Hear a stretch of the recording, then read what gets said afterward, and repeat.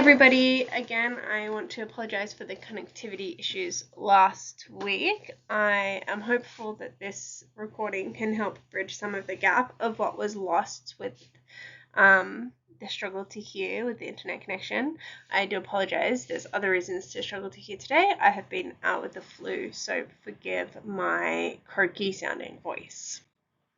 So, we are talking about T cells and B cells and their development and maturation in Module 4, right? And as we know with all white blood cells, they are all derived from the bone marrow. They all start off as hematopoietic stem cells, and you can think of them as a whole group of babies that all could be absolutely anything they want in life. And as they go through elementary school and then high school, and they start to take unique subjects, and then they go on to university and they start to specify into even more niche subjects, they start to become more and more specific, and it's harder and eventually not possible for them to transition into completely other roles, right?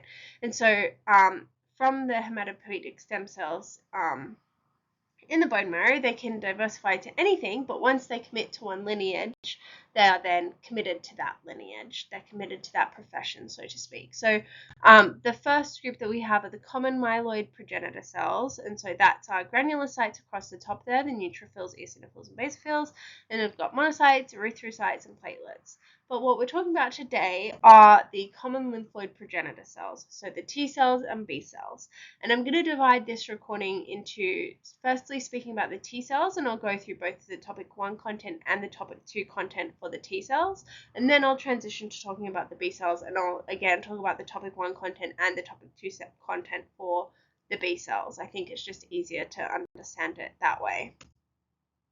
So, starting off with the T cells. So, we mentioned last week that hematopoiesis, first of all, in the fetus starts in the yolk sac and the liver, and then toward the end of pregnancy, it transitions to the bone marrow, and then throughout the rest of life, it occurs in the bone marrow. And so once we've had the precursor T cells be born in the bone marrow, like all leukocytes, they're going to transition out of the bone marrow, and they're going to follow this cytokine gradient all the way up to the thymus. And the thymus is really the site of everything that we're interested in today, but it's helpful to know that after they exit the thymus, they're going to continue on to the spleen and the lymph nodes, and there they're going to continue their refinement and maturation. But as I said, the thymus is the location of what we're most interested in learning about today, which is positive and negative selection. And the reason that this is so important is that T cells are really powerful, right? They're able to secrete perforins, which are able to pop little holes in your cells, and granzymes, which are enzymes that are able to go in and literally cause the cell to apoptose. So if you think about it, if you're creating these cells that really are able to cause such extreme destruction, we need to have a way of controlling them so that they don't cause unrestrained, uncontrolled destruction everywhere they go. So they need to be able to very specifically recognize and target the cells that they are supposed to destruct, so that we don't have broad and widespread destruction, because if we do, we end up with what we see in autoimmune diseases, and we'll talk about that a little bit more later. So I mentioned that the processes that we're interested in today are all happening in the thymus, and they're happening specifically in two parts of the thymus. They're happening in the cortex and in the medulla, and I will just go through each of the stages. So first of all, in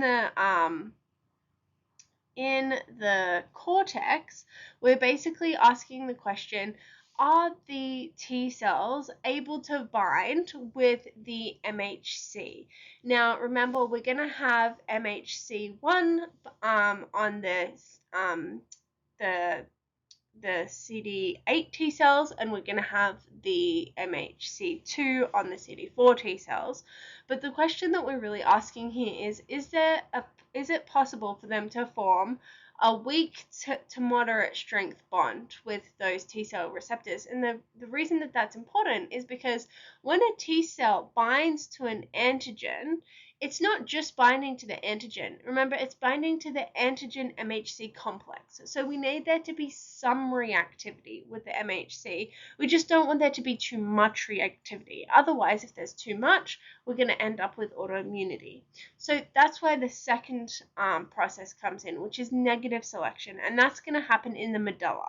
So the T cells, as they go throughout this process, which takes about 3 weeks, they're migrating from the cortex down to the medulla as they go through this positive and negative selection. And so, yeah, they're going to then go into the medulla, and in the medulla, we're asking the question, is there any risk of them binding too strongly to the MHC complex? And the reason is that if they do, we need to get rid of them. We need to eradicate them. It's estimated that about 98% of cells die in this process. So if you can imagine, I looked it up, that basically means that it's harder to go through the thymus selection process than it is to get into Stanford, Yale, or Harvard. So only about between 1 and 3% of cells make it out of the thymus after this selection process, and you can understand why. These are really, really powerful cells, and we need to make sure that only the ones that are going to target antigens and not our physical body are going to get through. So once a mature T cell leaves the thymus, it's still naive. It still hasn't been activated. So it's only once it encounters an antigen that it actually gets activated. And this is also really important because we don't want to just have active T cells raging around the body, right? And this 3-stage process of activation also serves as another peripheral checkpoint to prevent against autoimmunity. Because if any one of these 3 signals is absent, the T cell cannot be activated. It'll become anergic. And so what are these 3 signals that we're talking about? Well, first of all, we have the T cell receptor binding the antigen MHC complex. That's our first signal that we obviously have to have. The second signal is the co-stimulatory interaction between CD28 and CD80 or 86. And the third one is the cytokines. And so the cytokines are then, in this case, it's IL-2, but the cytokines are going to basically guide the fate of the cell. And I have more, we'll go through this here. So what we've just talked about on that last slide was the activation. And those 3 steps are going to happen regardless of whether it is a CD4 T cell or a CD8 T cell. But then as we go on, once we've had that antigen recognition, or what we're going to have next is the clonal expansion phase. And the clonal expansion phase is so that we can create lots of genetically identical clones of that exact T cell. And the reason that this is important is because remember that each T cell that is produced from the thymus has a unique receptor for recognizing an antigen, and so it's going to be very specific to the antigen that activates it. And so now that we've found a T cell that can recognize that antigen, we want to create lots of them so that our body can then fight that infection. And so that's when we're going to have clonal expansion, creating this pool so that we can then have them sent out all around the body. But before that, we're then also going to have them differentiate into their different subtypes. So for the CD4 T cells, they can either become effector helper T cells or memory CD4 T cells. And then for the CD8 T cells, they can either become cytotoxic lymphocytes or memory CD8 T cells. And then finally, once they're in the tissue, in the peripheral tissues, that's when they're going to be able to perform their effector functions. So from this slide, basically what I need you to remember for the quiz is that as we said, we have the 3 signals required for activation. Once they're activated, then they're going to go through clonal expansion, which is creating a genetically a pool of genetic clones of that T cell, and then they're going to be able to further differentiate, and both T cells and B cells are going to end up creating memory cells. So the CD4 T helper cells are special in that they don't just become generic helpers. Depending on the cytokine that's present when they're activated, they'll differentiate into specific subsets. So T helper cell 1, which is good against intracellular pathogens, T helper cell 2 is good against helminths, T helper cell 17 is good against fungi and extracellular bacteria. T regulatory cells help to maintain tolerance, and so they're able to be customized to the threat that they are working against. So while it's difficult to memorize every single cytokine and master regulator, I do recommend that you have a good handle on this for the quiz and at least know exactly where to refer to it if you're asked about which T helper subset is specific against what type of activator, what kind of pathogen or antigen that activates it. Okay, so on the last slide, we talked about the differentiation of the effector cells with the T helper cells. But now I just want us to zoom back out before then talking about a different type of differentiation, which is into memory T cells. Just memory cells. So basically what we have here at the top, again, is what we talked about. It's the very beginning of the process, right? We have our naive T cell binding to the antigen presenting cell, and we have our 3 signals, which are the, and hopefully you can repeat this in your mind by this point. You have the antigen MHC complex binding to the TCR. We have the co-stimulatory molecules of CD28 and CD8886. And then we have the cytokine, which is our 3rd signal, which is basically going to be the green light that enables the rapid proliferation, the clonal expansion of that specific T cell, because we've basically said, okay, we found a T cell that specifically recognizes the antigen that we need to respond to in the body. So now we know we need a lot more of this specific antigen, of the specific cells that respond to this antigen.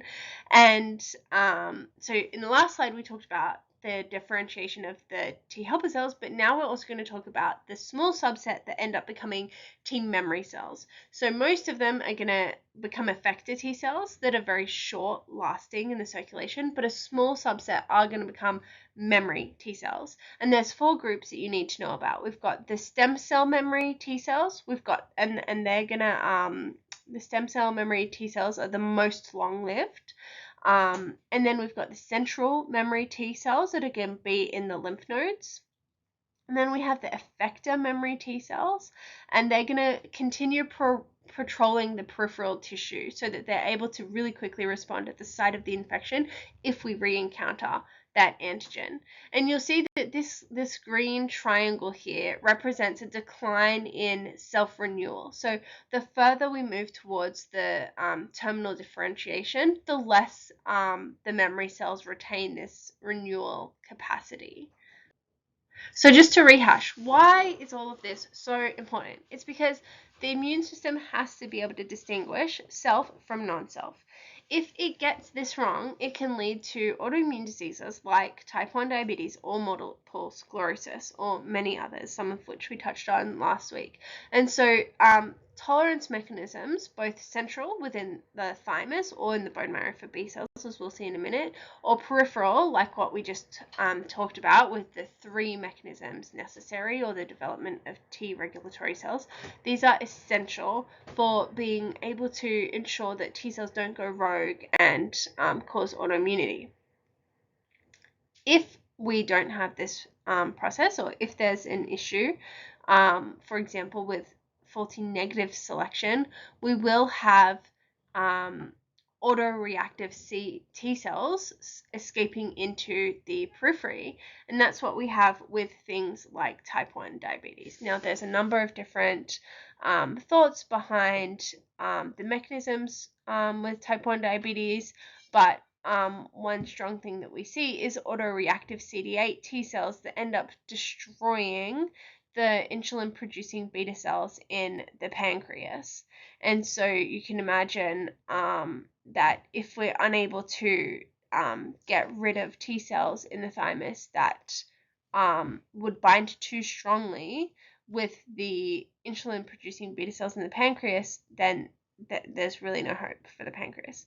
Another example is in multiple sclerosis. So multiple sclerosis, T cells attack the myelin sheath of the central nervous system neurons, and that means that the immune privilege of the brain can be breached. And I think there's been examples in mouse models of this where they introduced, I can't remember if it's a cause of genetic mutation or if they introduce T cells into the mouse that are specific for the protein in the myelin sheath, but it's something like within 3 weeks, most of the myelin sheath is destroyed. Like, it's very, very quick.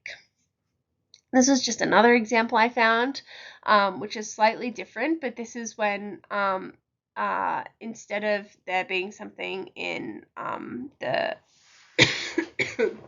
in the thymus that goes wrong, it's that we have a antigen that is very, very similar to some of the proteins that our own bodies produce. So, for example, in this example of, I believe that this is in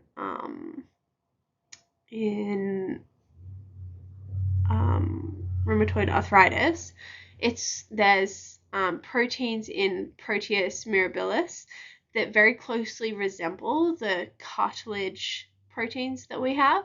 And so when you have the active antigen from the bacterium stimulate that specific set of white blood cells, you then have an issue, because then that set of white blood cells is all of a sudden going to be recognizing all of the very similar proteins in the cartilage. So one really exciting area of research is in what's called organoids. I'm not sure if we've talked about them before, but basically it's the idea of rebuilding functional human organs synthetically. And excitingly, Sarah Campinotti and her team were able to do this successfully with the thymus in 2020. And basically they were able to take post-native human thymic cells and end up creating a full thymus from those cells. And when they put it into mice, they found that the synthetic thymus was able to mimic the function of a real thymus. And I can't remember what percentage of how they measured the efficacy, but it was significant. So it's really exciting.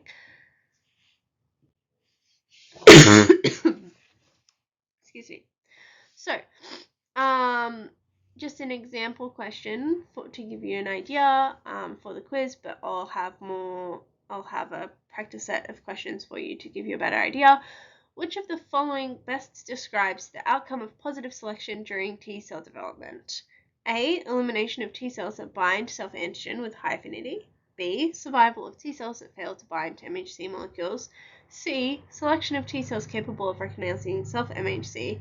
D. Induction of apoptosis in all double-positive thymocytes. And E. Activation of peripheral tolerance mechanisms. And the answer is selection of T cells capable of recognizing self-MHC. And remember, the reason for this is that the TCR binds the antigen MHC complex. So it does need to bind a little bit to the MHC. We just don't want it to go crazy and cause auto. Okay, so up until now, we have been talking about T cell development and maturation. But from this point onwards in the recording, we're going to be talking about B cell development and maturation. And just like T cells, B cells are derived from the bone marrow. However, unlike T cells, they're going to continue to develop there in the bone marrow. And the way that they first start to develop is as early pro-B cells, and what they're going to do at this stage is they're going to undergo gene rearrangement, and this is the VDJ recombination that we talked about. And so they're going to switch and create an enormous diversity of receptors. But similar to with the T cells, they're going to have to test these receptors for autoreactivity. So we want to make sure that they're not going to bind too strongly to self, so that we don't have the risk of autoimmune diseases. And so that's what's going to happen at these later stages, and still within the bone marrow. But one thing that's different about the B cells compared to the T cells is that they get a second chance. So with a T cell, if it binds too strongly, that's it, all over Red Rover. However, for B cells, they have the opportunity to undergo receptor editing, and the receptor editing is basically where they're able to rearrange their light chains and basically try and create a new combination so that it doesn't react with self. If, however, the receptor editing is unsuccessful, they will undergo clonal deletion so that no autoreactive B cells are permitted to enter into the circulation. And that, again, is in best case scenario when things go well, right? And so after this, this process of going from stem cell to pro-B cell to pre-B cell to an immature B cell, and having either undergone receptor editing or clonal deletion, and now if it's been selected, then it means that it's not going to be autoreactive. If it's gone through all of that, then it's going to be able to pass in out of the bone marrow and into the peripheral circulation. And from there, it's going to go to the spleen and lymph nodes to be able to undergo its final maturation. And in this stage, we're going to have alternative splicing that changes the amount of IgM and IgD that is on the surface. And then once that has happened, we're going to have our final mature but naive B cell. So it's naive because it has not yet encountered its antigen. It hasn't bound to antigen yet. And so it's only once it's bound to the antigen that it actually becomes an activated lymphoblast. That's when we say it is a lymphoblast. And we're going to talk on the next slide a little bit about the different ways that a B cell can be activated. But first, I just want to point out a critical difference between B cells and T cells is that the B cells are able to recognize soluble antigen. They don't need the antigen to be presented on MHC, and we'll see that in this next slide. So B cells can be activated in two ways. The first way is T-independent activation, and this is really fast and it doesn't require help from T cells, but it only produces low affinity IgM and it does not lead to memory. And this type of activation often occurs with large and repetitive antigens. So these are things like the type of things that you'd find on a bacterial capsule, right? Things that are going to be really reoccurring among a certain class of pathogen, and they're not necessarily going to be very specific to that exact type of pathogen. But the more powerful pathway is through T cell dependent activation, and that's going to recruit T cells that after the antigen has been internalized, so the antigen is first going to bind to the B cell, and then it's going to present it on its MHC2, and once it's presented on MHC2, it's going to engage with this T helper cell. And this interaction plus cytokine signals is going to result in the class switching recombination, affinity maturation, and the memory B cell formation. So this is much more powerful, and it's also crucially going to lead to memory. And this enabling of memory is what enables us to use things like vaccines, right? To be able to have long-lasting protection against whatever the antigen is that has been encountered. So just a very high level summary of everything that we have talked about, comparing both B cell and T cell development and maturation. For B cells, they're going to develop exclusively in the bone marrow, whereas for T cells, they are born in the bone marrow, but then they're going to go and be trained in the thymus. And then when it comes to recognizing antigens, remember B cells are really lucky. They are able to just they are able to bind directly to antigens solubly within the circulation, whereas T cells are limited to only binding to antigen when it's presented to them directly by an antigen presenting cell on the MHC complex. And then in terms of a maturation signal, for the B cells, we have the VDJ recombination, and so the changing and switching of that B cell receptor when it's a pro-B cell, and then later on we have the checking for whether it's going to react with self, and if it is, the first time it'll get a chance to do receptor editing, and if not, it'll undergo deletion, and once it's made it past those tests, it'll be able to enter into the circulation. And then for T cells, we have both the positive and the negative selection process that is within the different sections of the thymus. And then in terms of diversity mechanism, both B cells and T cells undergo VDJ recombination. But as I said, B cells have this extra added option for editing. Yeah. Okay, so I think that just about sums it up. I will be available today after the tutorial for questions. I'm happy to stay on for a while, and then I'm also going to make myself available at 10 a.m. tomorrow to fill in for the connection issues last week and just be available if there's any questions. Okay, good luck everybody. You're doing really well, and I look forward to seeing you soon.